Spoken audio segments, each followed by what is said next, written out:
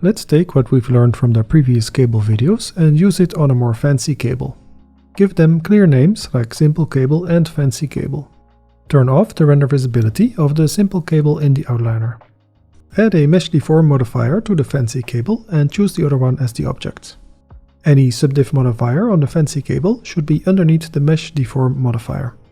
Place it in the same location as the simple cable. The fancy cable needs to be completely enveloped by the simple cable.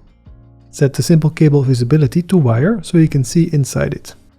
To scale up the skin, in edit mode press A to select all vertices, then press Ctrl A and drag the mouse to scale them up.